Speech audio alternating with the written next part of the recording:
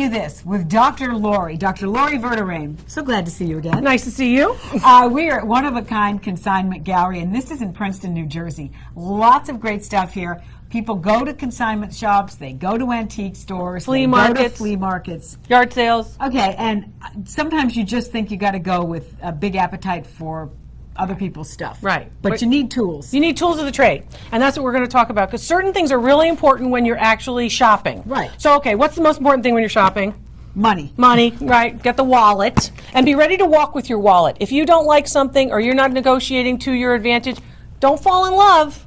You might have to walk with your wallet. Okay, that's one. Okay, real fast. Yeah. Just generally in antique stores, etc., is the sticker price the price, or can or should you negotiate? Most dealers, consignment shop owners, flea market sellers, resellers of any time like the conversation. Okay, that means have a conversation. I don't know about this. What do you know about this? Exchange information. Talk a little bit about the price too. Do you offer a price, or you guys? Okay, now we're not going to talk about specific negotiation techniques. Those are at drloriv.com because we'll be here for 3 years. Okay, all right. But what I want you to understand is there are ways to do it. One of the things you have to do is don't fall in love initially, and be ready to have cash if you really want to negotiate the best offer, because cash is king. Okay, that's one of the things you want to think about. Also think about different environments. A consignment shop is different from an antique dealership, which is different from a flea market, which is different from your neighbor's yard sale. Other things that you want to think about before you go. In your purse, just put these with you. Have enough cash, so if you have to make a deal in cash, you can, right? So you can get the best deal.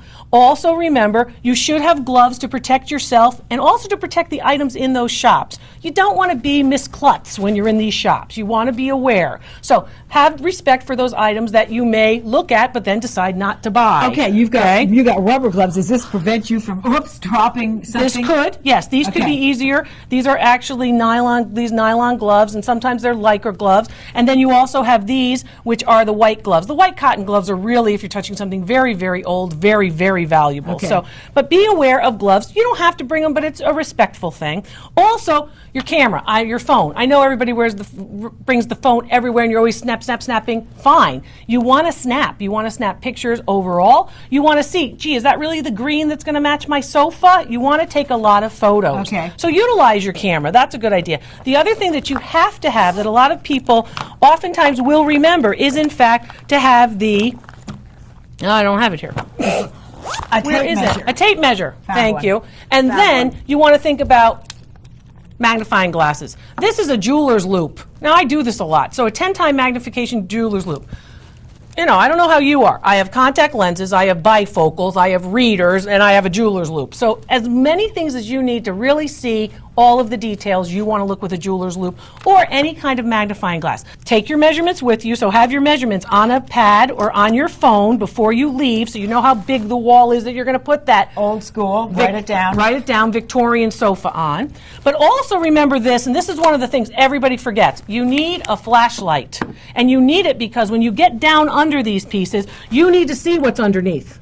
Okay, and the reason you need to see what's underneath is you might find that the piece is actually a piece that is hand painted underneath. You might see that the piece has been stripped underneath. You might see that there's a different type of wood underneath that shouldn't be under there, so it's been restored or repaired. You want a flashlight. You want to shed as much light on that piece as you can.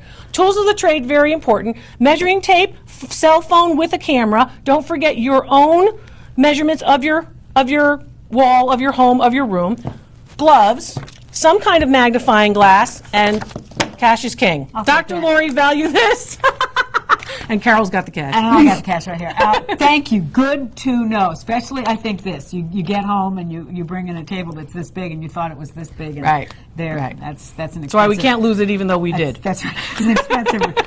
Don't let that happen to you. Make sure you don't leave home without it. All right, Dr. Lori, thank you so much, and we'll see you next time on Value This with Dr. Lori.